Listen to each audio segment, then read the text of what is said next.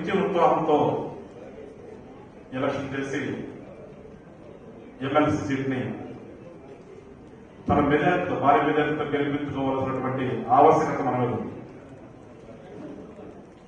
ఎందుకంటే ఇది మన ప్రభుత్వం యొక్క పనితీరుకు కూడా ఇది ఒక కొలమానం. రేపు జరగబోయేటువంటి ఎలక్షన్, మొన్న జరిగినటువంటి ఎలక్షన్ వేరే పార్టీ అధికారం ఉంటే మనం గెలుపుతున్నారు. ఇవాళ మన అధికారం ఉండి జరుగుతున్నటువంటి ఎలక్షన్ లో మన అభ్యర్థిని మామూలుగా గెలిపిస్తే దీనికి అంత విశేషం కాదు. ఎందుకంటే భారీ మెజార్టీతో గెలిపిస్తేనే మన యొక్క ఫలితాలని ప్రదర్శన ఉంటుంది. కాబట్టి మీరందరూ కూడా చాలా ఆశ చూసి ఓటర్స్ ని అందరూ కూడా ఇక్కడ జనరల్ ఓటర్లు వేరు, ఇవాళ గ్రాడ్యుయేట్ ఓట్స్ వేరు. అందరూ కూడా చదువుకున్న వాళ్ళు కాబట్టి చదువుకున్న వాళ్ళని కన్విన్స్ చేయడం కొంచెం ఇబ్బందికరమైన పరిస్థితి కూడా ఉంది. మన పార్టీ వాళ్ళు వేస్తారు ఓకే, కానీ ఇక్కడ మన పార్టీ వాళ్ళకంటే కూడా ఏ పార్టీకి సంబంధం లేకుండా న్యూట్రల్ ఉండేవాళ్ళు ఓట్లు చాలా ఎక్కువ ఉంటాయి. ఇవాళ మనం ఏమనుకుంటామంటే మనం జరిపించేశాం కాబట్టి మనందరూ మన పార్టీ సంబంధించిన మనం భావించవచ్చు. కానీ వాళ్ళ వెస్ట్ ఎమ్మెల్యే గారు క్యాంపులు పెట్టి జరిపించినా, ఈస్ట్ ఎమ్మెల్యే గారు క్యాంపులు పెట్టి జరిపించినా అక్కడికి వచ్చిన అప్లికేషన్స్ అన్ని ఖచ్చితంగా మన పార్టీని మనం అనుకోవచ్చు. డిగ్రీ చేసిన ప్రతి ఒక్కరు కూడా ప్రాసెస్ కాబట్టి అక్కడికి వచ్చారు. వాళ్ళందరూ మళ్ళా మనం కలిసి ఆ ఓటు లిస్ట్ ప్రకారం కలిసి, ఎందుకంటే చాలా పెద్ద ఎక్సర్సైజ్ జరుగుతుంది. నేను ఎక్కడ చూశాను ఎంత పెద్ద ఎక్సర్సైజ్. విధంగా జిల్లా జిల్లా జిల్లా మొత్తానికి కూడా ఎమ్మెల్యే అందరూ కూడా అంత ఎక్సర్సైజ్ ఉండదు, అంత మించినటువంటి ఎక్సర్సైజ్ జరుగుతుంది. చూస్తే ఒక్కొక్క బూత్కి ఇన్ఛార్జీలు పెట్టారు. ఎమ్మెల్సీ నిజంగా ఏముందలే అనుకుంటూ జరిగేటటువంటి ఎలక్షన్. కానీ మరి రాజా గారి యొక్క ఇప్పుడు వచ్చినటువంటి మన చైర్మన్ గారు మన మహోమేశ్వర్ గారిని ఆహ్వానిస్తూ చాలా పెద్ద ఎక్సర్సైజ్ చేస్తాను. చూశాను నేను నిజంగా. ఇంత ముందు కూడా ఎమ్మెల్సీ ఎలక్షన్ చూశాను, కానీ ఏదో సరదాగా ఏదో ఆఫీస్ పెట్టేవాళ్ళు, ఆఫీస్ ఇద్దరు కూర్చోబెట్టి చేసేవాడు, కానీ ఇంత పెద్ద ఎక్సర్సైజ్ నేనైతే చూడలేదు. మరి ఇంతగా రాజా గారు ఎందుకు నిద్రపోనట్లేదు, కానీ వీళ్ళందరూ నేను నిద్రపోనకుండా పని చేపిస్తున్నాడు.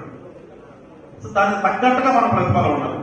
తప్ప ఇది ప్రిఫరెన్షియల్ ఓటింగ్. ఇది ఓటింగ్ విధానం కూడా ప్రిఫరెన్షియల్ ఓటింగ్ విధానం ఉంటుంది. ఏదో ఒక టిక్ పెట్టి వచ్చేది కాదు. నాకు తెలిసి 1, 2, 3, 4, 5 అట్లా ప్రిఫరెన్షియల్ ఓటు ఉంటుంది. అంటే రెండో తెలంగాణ రాష్ట్రంలో టిక్కులు అని చెప్తాను. టిక్కులు కాదనుకుంటున్నాను.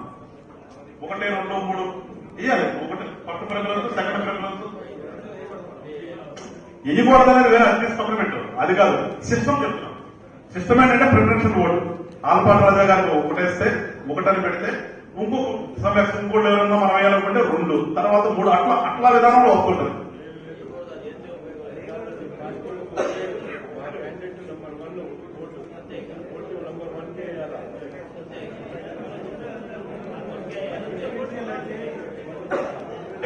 ఓకే, సరే ఏదైనా కూడా కాదన్నా ప్రిఫరెన్షియల్ ఓటు ఉండాలి. మీరందరూ కూడా ఒకసారి క్లాసులు పెట్టాలి. ఎవరైతే ఇన్ఛార్జీలుగా ఉన్నారో ఇన్ఛార్జీలు అందరూ కూడా ఒకసారి నేనైతే కోరుకుంటుంది ఏంటంటే రాజా గారిని ఒకసారి క్లాసులు పెట్టించండి. ఒకసారి ఎలక్షన్ విధానం చెప్పండి. మనము ఓటేసే రమ్మంటాం. అది ప్రిఫరెన్షియల్ ఓట్లు ఏం చేస్తారంటే లెక్కింపు విధానం అప్పుడు ఫస్ట్ వచ్చిన వాటిని కూడా లెక్కిస్తారు.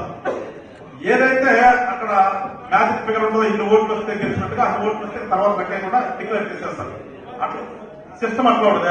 ఇంకొక రాష్ట్ర చైర్మన్ గారు అయినటువంటి డాక్టర్ ప్రధానమంత్రి గారు కూడా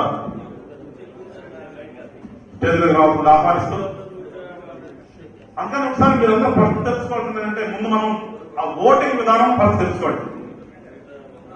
ఎవరైతే ఇన్ఛార్జీలుగా బూత్ ఇన్ఛార్జీలుగా ఉంటున్నారో అట్లానే వెళ్ళి ఎవరికైతే మనం ఓటింగ్ విధానం గురించి చెప్పేవాళ్ళు ఉన్నారో మీరందరూ కూడా ఒకసారి ఆ ఓటింగ్ సిస్టాన్ని తెలుసుకుని ఆ రకంగా వాళ్ళు మొబైలైజ్ చేసి ఓట్లు లేపించాలి.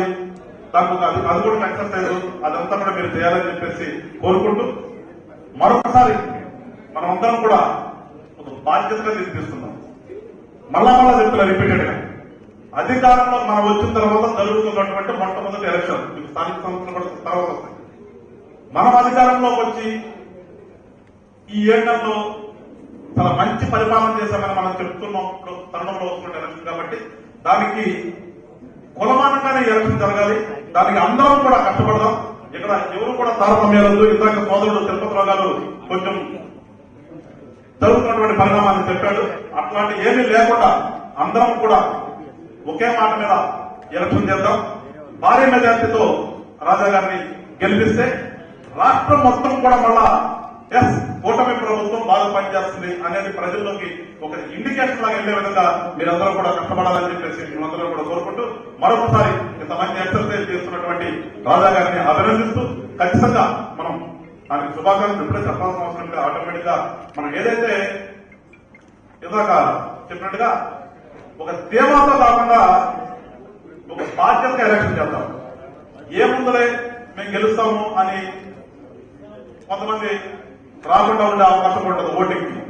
కానీ ప్రతి ఒక్కరు మనకు తెలిసి ఓటు ఉన్న ప్రతి ఒక్కరు కూడా వచ్చి బూత్కు ఓటు వేసి వెళ్లే విధంగా మనం అందరం కూడా మొబైలైజ్ చేయాలని చెప్పేసి మరొకసారి మనందరినీ కోరుకుంటూ తెలుసుకున్నాము.